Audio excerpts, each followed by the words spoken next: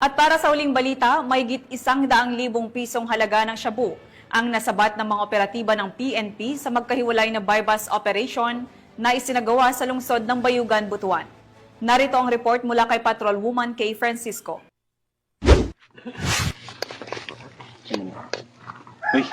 Nasabat ng Police Regional Office 13 ang mahigit 100,000 piso ng halaga na hinihinala shabu sa dalawang magkahiwalay na operasyon laban sa ilegal na droga sa mga lungsod ng Bayugan at Butuan City, Caraga Region.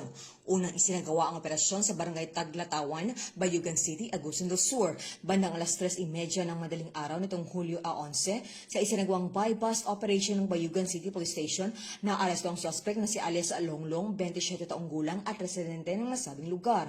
Nasamsam mula sa kanya ang 14 na sachet na hinihinalang shabu na tumitimbang na mahigit 7 gramo at may tinatayang halagang 53,000 piso. Nakuha rin ng 1,000 pisong ginamit bilang marked money. Kasunod ito, dakong alas 4:21 ng madaling araw ay nagsagawa rin ng buy-bust operation ang mga tauhan ng Butuan City Police Station 2 sa Barangay Fort Puyuhan, lungsod ng Butuan City.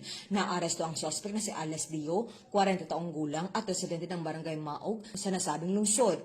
Nakumpiska mula sa kanya ang 10 gramo na hinihinalang shabu na tinatayang nagkakahalaga ng 68,000 piso. Nakuha rin ng isang itim na sling bag, isang kulay kapeng coin purse, 500 pisong marked money, isang timbangan, isang cellphone at isang improvised na gamit na water pipe.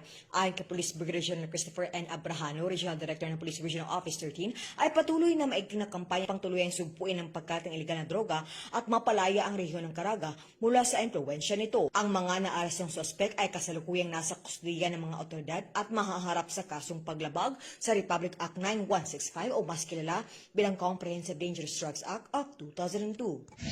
Mula rito sa rehiyon ng Caraga, ako ang Police News Network Correspondent, Patrolwoman Kay Francisco, alagad ng batas, taga-taguyod